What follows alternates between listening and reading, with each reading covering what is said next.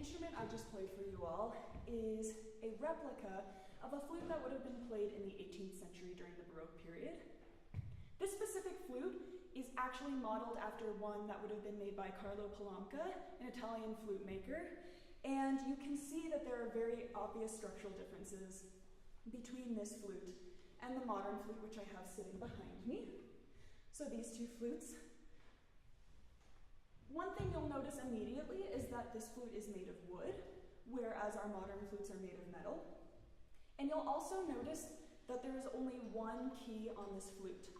This key makes this flute fully chromatic with the use of cross fingerings, and the cross fingerings have been eliminated on the modern flute, so we don't need those cross fingerings in order to be fully chromatic on that flute. So there are obvious differences in sound between the two flutes as well. So I'm going to play the introduction to the Telemann G major methodical sonata, which I just played for you, once on Baroque flute and once on the modern flute, so that you can hear the difference in the tone, color, and quality of each individual flute. So here is the Baroque flute playing the introduction.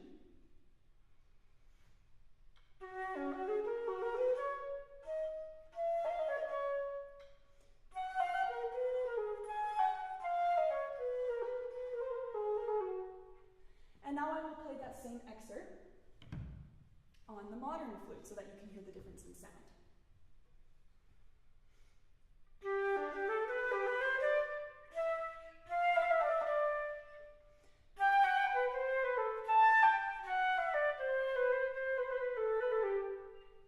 So you can hear that the sound on the modern flute is much fuller, brighter, and it projects more. So there are a couple of reasons as to why the sound on the modern flute projects more than that of the Baroque flute. So the first is the shape of the bore. So on the Baroque flute, at the very top of this flute, the diameter of the bore is larger than it is at the bottom, and that's what we call a conical bore. This creates a more closed off and kind of subdued sound that we hear on the Baroque flute. Whereas on the modern flute, there is a fully cylindrical body from the top to the bottom, meaning the diameter remains the same from the top of the barrel to the bottom of the foot joint. That allows for more projection, and another thing that allows the modern flute to project more is the size of the tone holes. Another thing you'll be able to see is that the tone holes on the Baroque flute are very small, but those on the modern flute are much larger. So the use of keys over these larger tone holes allows us to project more. And of course, those keys allow us to also eliminate the need for cross fingerings and play a more standardized and streamlined system of fingerings. So those are the main differences between the two instruments that I will play for you today. As modern flute players, we have access to a plethora of treatises written in the Baroque period specifically for the Baroque flute, how to play style, ornaments, and techniques on the one-keyed flute. We also have modern-day treatises that are written to help us learn how to play replica instruments, but what we're kind of lacking from our field is manuals that teach us how to play with Baroque style, technique, and ornamentation on our modern instruments. So with my project, I'm proposing adaptations to playing Baroque music on the modern flute that might help other modern flutists better understand Baroque style and implement that in their personal practice, and also assist educators who are interested in being better able to teach Baroque repertoire to their students when they are studying Baroque repertoire with the students. As modern flutists, we're expected to be very versatile players. The flute is almost like a chameleon in the orchestra. We're asked to play a wide variety of styles. We're expected to be able to match the tone color of different instruments. All these things are really important to being a modern flute player. So studying Baroque performance practice on the modern flute actually only serves to make us more versatile players. If we learn this style and add it to our playing, there are various situations in which we can become even more versatile and apply this kind of style. It could be an orchestral setting, a chamber music setting, or a solo setting. Another thing that studying Baroque music or the context of Baroque music helps us do is it helps us develop a deeper connection with our music. If we know when the music was written, what was going on during that time period, the instrument that the music was written for, we can better connect with our music on a deeper level, and that gives our performances and practice of this music much more meaning.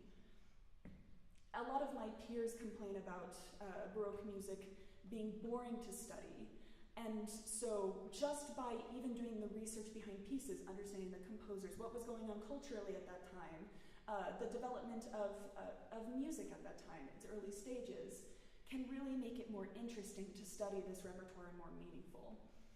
And there are a bunch of other negative misconceptions about Baroque music too, that it is too strict and non-musical because there are so many rules surrounding Baroque music. Connecting with music on this deeper level can also help us overcome these misconceptions and just make the study of Baroque music overall, as a modern flute player, even more meaningful. So with that being said, how do we play with Baroque style on the modern flute? There are lots of techniques, styles, and ornaments that we can consider, and so there are a few that I want to discuss today as to how these techniques and ornaments can be played on the modern flute in order to help us play with a more historically informed style. The first thing I want to talk about is articulation syllables. So Quantz in his treatise discusses a wide range of articulation syllables that can be used in Baroque music. He has said that T, D, and Ri should be used for single tonguing and diddle for double tonguing. Today, I won't show Ri and diddle as much because in the G major methodical sonata written by Telemann, there are not as many instances to use those articulation markings, so I will focus primarily on T and D. Another thing that's important to know is that in Baroque music, it was expected to widely vary the use of articulation syllables even within a measure and from note to note. This is something that we don't practice as much today as modern flutists. While we do use T and D differently, what's not widely taught as much is to change up those articulations from note to note. So it's important to know that to play with Baroque style, being able to alternate back and forth between these two syllables is really important. So, how do you use T and D? T is for sharper, more lively attacks and should be applied to notes that move by leap, meaning notes that move by a minor third or more that aren't right next to each other. Whereas D should be played in more legato connected passages and should be used in notes that move by step, which means they're either a semitone or a tone apart from each other. So I'm going to play you some repeated notes on T and some repeated notes on D so that you can hear the difference between these two syllables. So here's T first. And here's D. You can hear that just by using T, the attacks, the fronts of each note are much more sharper than D, where it's more legato and soft.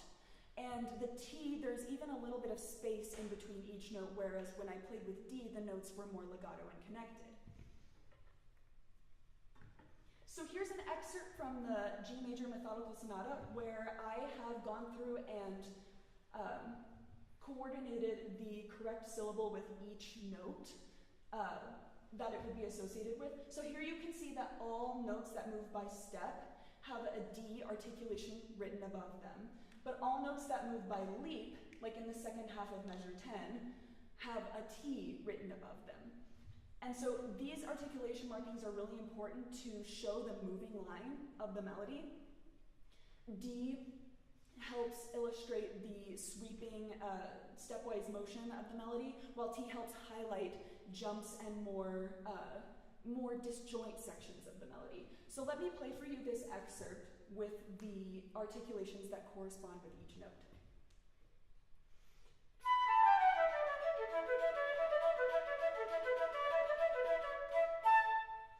So you can hear that notes that had D sounded more connected, whereas notes that were played with T were much more separated.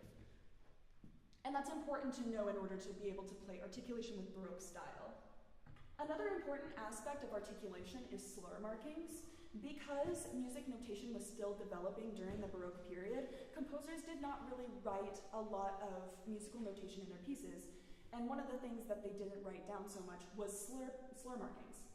So because of this, it was expected of the performer to add slur markings to a piece when it was necessary. And it's important to know what stylistic slur patterns were most commonly used during this period. So Quantz discusses 4 major slur patterns in his treatise on the Baroque flute. The first one is slur 2, which sounds like this. Then we have tongue 1, slur 3, which would sound like. Next, we have the opposite of that pattern, which is slur 3, tongue 1. And lastly, we have whole beat slurs, which would sound like this. So how do we add slurs to Baroque music in a stylistically informed way? So it's most common to add slurs in fast movements where fast repeated articulation could pose a struggle to the performer. So when you play Baroque slurs, it's important to know that the first note of every slur carries the most emphasis out of the figure. After that, all of the other notes under the slur decay in sound as if there would be a decrescendo underneath the slur. So here is an example of a place where whole beat slurs could be added. The left 2 measures where it says original, this is how Telemann has written these 2 measures in his score. This is as it is written, without any slur markings.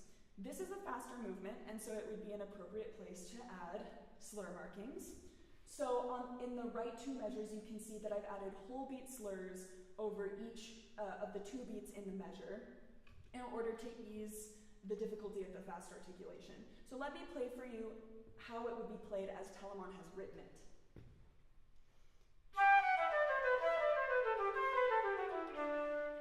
But if we play it with the interpreted slur markings, the whole beat slurs, it would sound like this.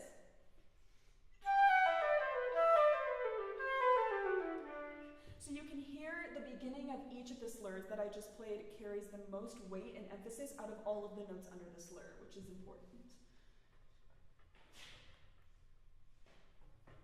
Now to go over another pattern that's appropriate to add to Baroque music is the slur 3, tongue 1 pattern. This is from the same movement as the previous excerpt. So we're going to be adding the slur 3, tongue 1 articulation to the second half of each measure where it says original, measures 22 and 23. So in those last 4 16th notes in the bar. So you can see where they've been notated in the second half of this excerpt. So let me play for you first how Telemann originally wrote this.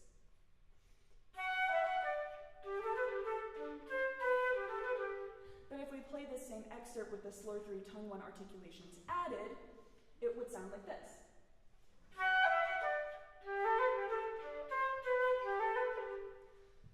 And within the same movement, there's yet another place where we can use the slur 3, tongue 1 articulation. This is later in measures 50 and 51. But this time we're going to add it to the group of 4 16th notes in the first half of the bar. So you can see that the slur 3, tongue 1 pattern is originally not notated, but it has been added based on interpretation. So let me play for you how Telemann originally wrote these measures.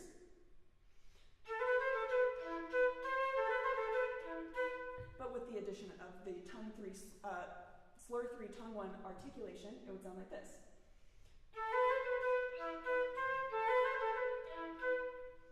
And so these are appropriate scenarios in which you would add very commonly used Baroque slur patterns in order to play with a more historically informed style. So moving away from technique, we're going to focus on a couple of ornaments that are really important to playing with Baroque style. First is appoggiaturas. Appoggiaturas are dissonant tones that resolve stepwise to the primary note that they're attached to. Let me play you a couple examples of an appoggiatura.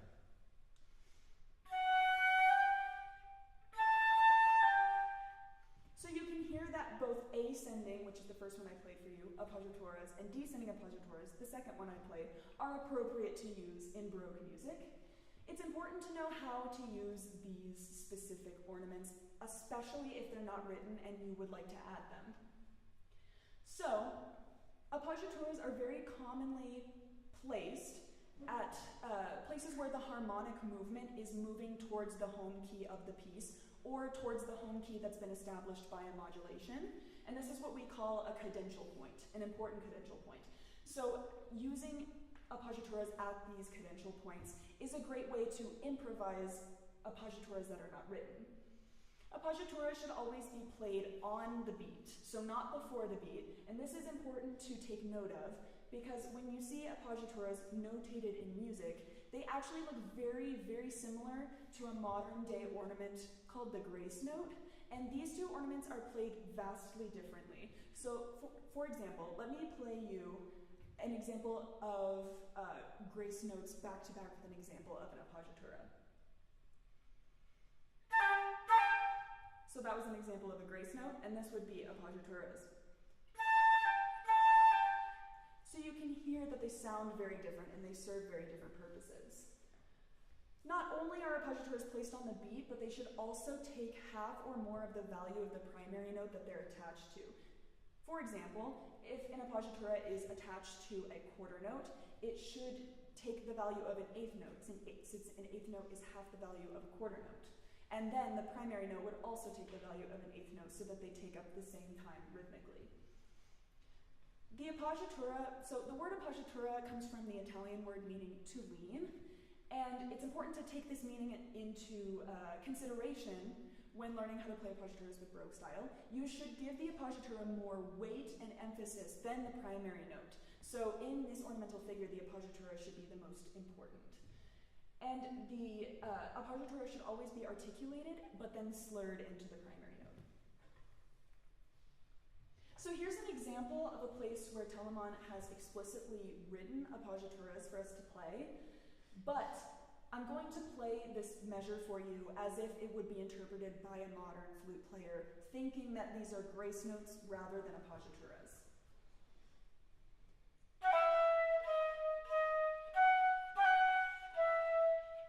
So you can hear how, as grace notes, they would be played very quickly before the beat. But if we played them as appoggiaturas, rhythmically they would be played as they are in the second half of this excerpt. So let me play for you how we would interpret these appoggiaturas in a more Baroque style.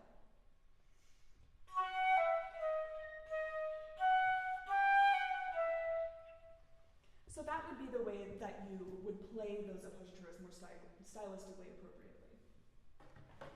So, based on the rules of where to add appoggiaturas, I've added a couple of them throughout the G major methodical sonata. The first example where I've added an appoggiatura is in the fourth movement, measures 32 and 33, on the half note E in the second bar of the first two bars that you see. You can see on that half note that there is not an appoggiatura notated, but I've added one there. In the second group of two measures, you'll see the notated appoggiatura, and in the third group of two measures, you'll see how that appoggiatura would rhythmically be played. So let me play for you originally how this excerpt sounds the way that Telemann wrote it. But if we add this with, if we play this with the addition of the appoggiatura that I've added, it would sound like this. So that would be an appropriate place to add an appoggiatura because we are cadencing in a place where we've modulated to E minor. This is another place where it would be appropriate to add an appoggiatura. This is in the very last measure of the third movement, an important cadential point because we are reestablishing the home key in E minor of this movement. So in the first measure, you'll see how Telemann originally wrote it. I've added an ascending appoggiatura starting on D sharp and going up to the dotted quarter note E. So in the second measure, you'll see where that D sharp appoggiatura has been notated, and then in the third measure, you'll see how that appoggiatura is supposed to be rhythmically played. So this appoggiatura will actually take more than half of the value of the note it's attached to. In this case, because a dotted quarter note lasts 3 eighth notes, the appoggiatura will last a quarter note, which is equal to 2 eighth notes, and the primary note will last an eighth note. So let me play you the excerpt as it was originally written by Telemann.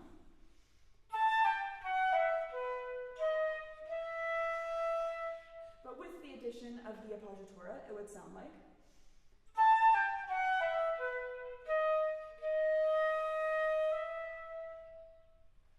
And that's another place where adding an appoggiatura would be stylistically appropriate.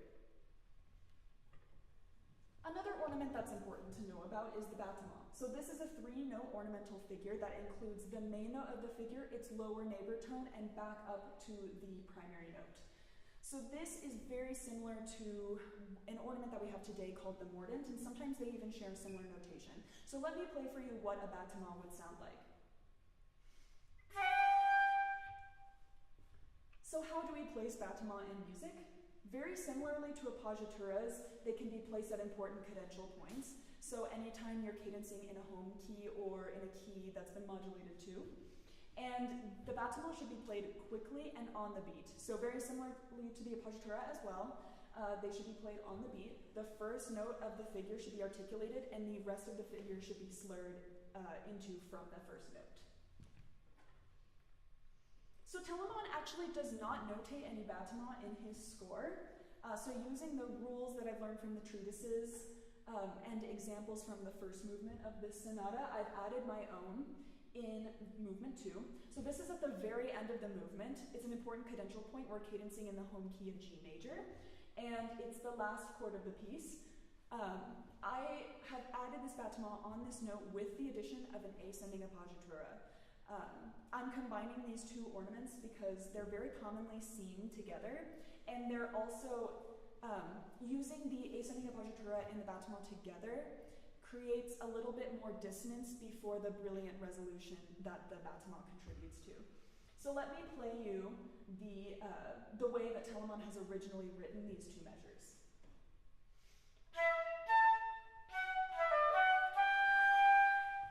But if we were to play it with an ascending appoggiatura and a battement on the very last note, it would sound like this.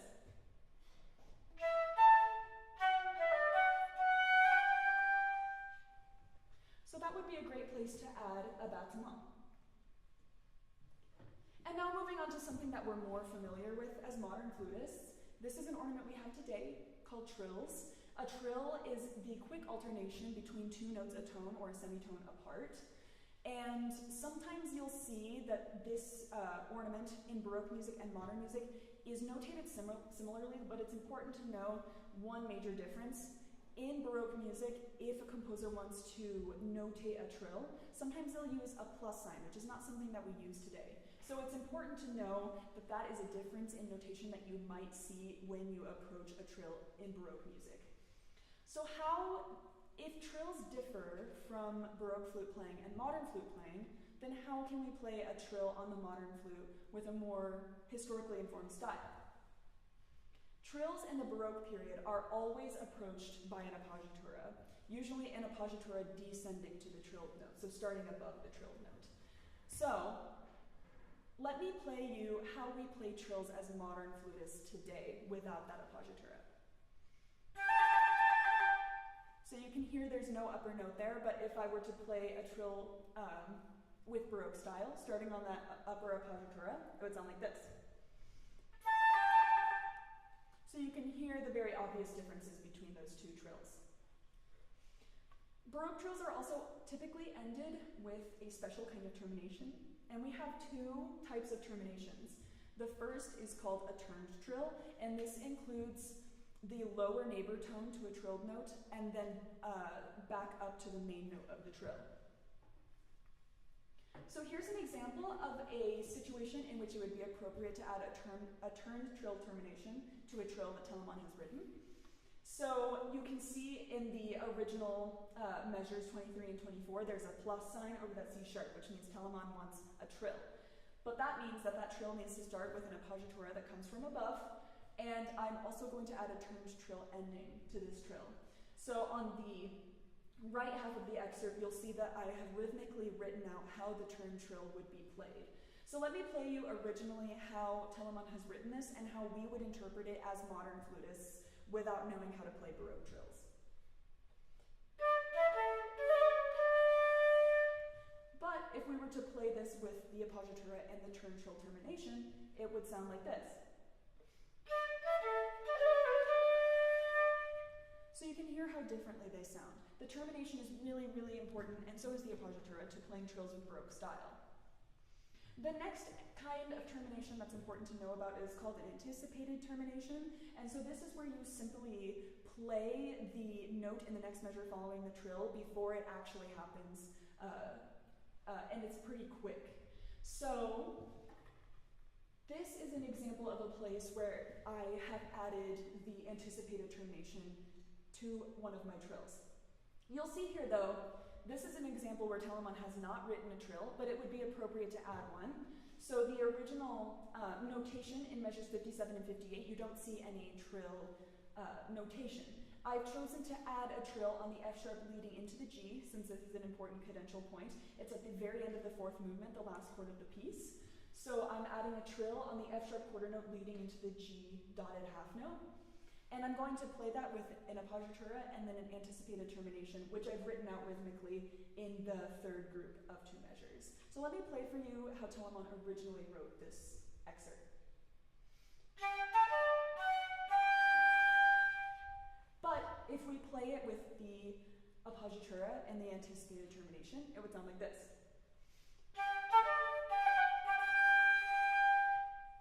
So this is another termination that you can use to play trills with Baroque style. So the appoggiatura is typically always tongued and then slurred into the trill. If you're playing a turned trill, that is also slurred into the ornamental figure. But if you're playing an anticipated termination, the anticipation needs to be articulated separately from the rest of the figure. It's also taught that trills typically should start slow in speed and then increase throughout if time permits.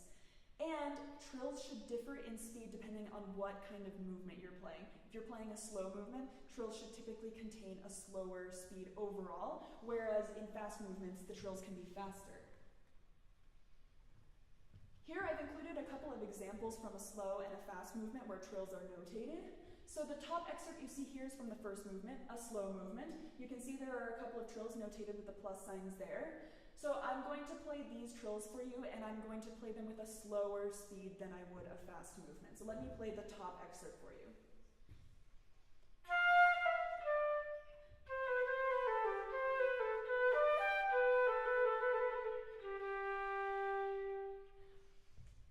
And the bottom excerpt is an excerpt from movement 2, so this is the faster movement. The plus signs here, the trills, they can be played much faster, and they also take place within a shorter time than the ones in the slow movement, so they should naturally just happen faster anyway. But let me play for you how the trills in the fast movement would sound in the bottom excerpt.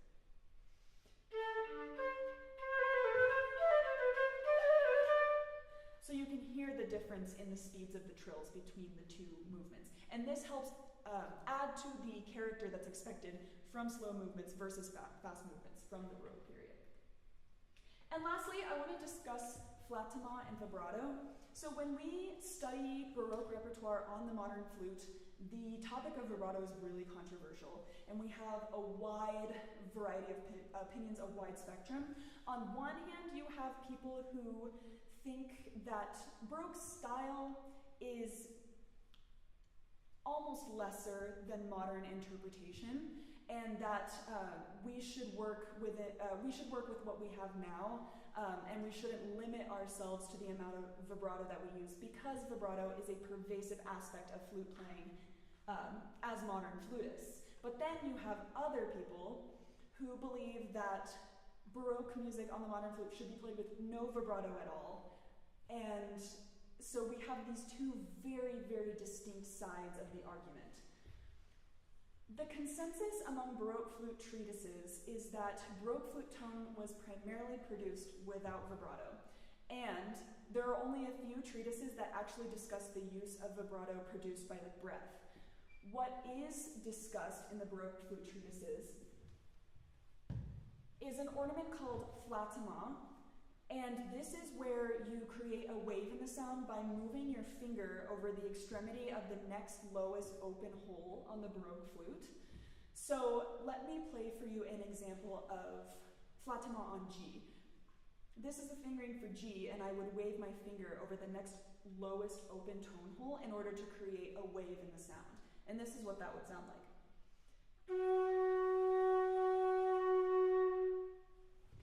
So, a couple of things to keep in mind with that sound. The amplitude of the waves is very short because flattement only lowers the pitch of the note. It doesn't go above and below like our modern vibrato does.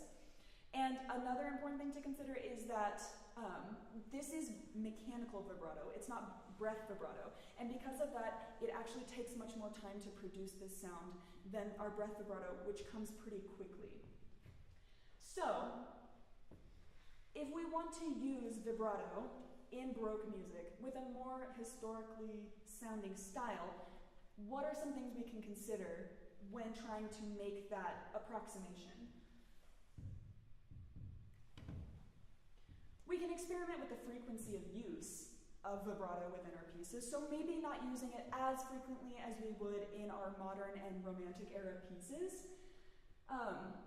A good rule of thumb is that faster movements that don't have as many sustained notes should not use as much vibrato, whereas slower movements that do have the long sustained notes are great places to experiment with the addition of vibrato.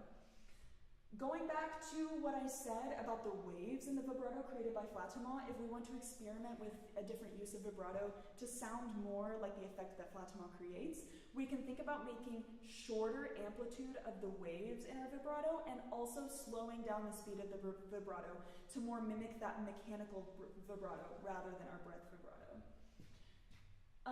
Also, it's important to know that typically the treatises that discuss flattement say that they should be added on notes that are longer than a quarter note. So anything like a dotted quarter note, a half note, or a dotted half note, a whole note, those are great opportunities to experiment with the use of vibrato. So I've notated a couple of excerpts where it would be good to experiment with breath vibrato on the modern flute because it might be a place where flattement might have been used on the Baroque flute. In this case, this is from movement 3. It's at the end of the first and the second half of this movement, the very last note. You can see it's a dotted quarter note, so this is a good place to add flattement because it is longer than a quarter note. So let me play you measure 6 without any vibrato at all.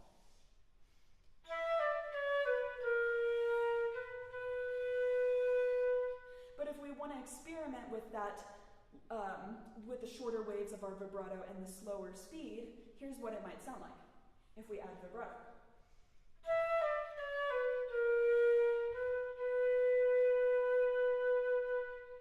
So you can hear how the vibrato I used just now is much more delicate than what we might use on modern vibrato. If we were to play this excerpt with modern vibrato, here's what it might sound like.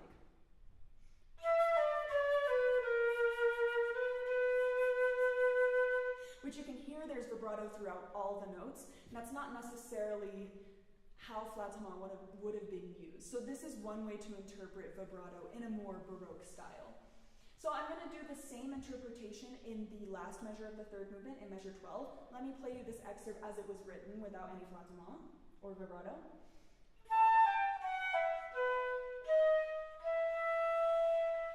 But if we add that more Baroque sounding vibrato, it would sound like this.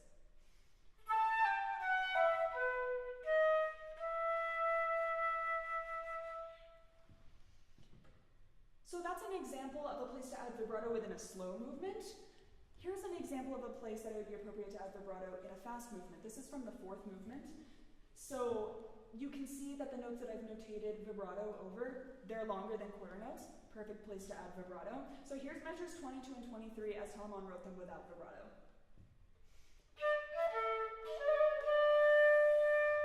But if we add vibrato on that note, it might sound like.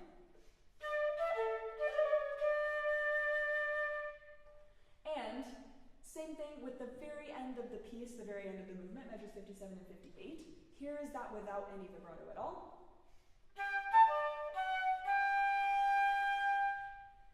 And if we add a more Baroque sounding vibrato to it, it would sound like.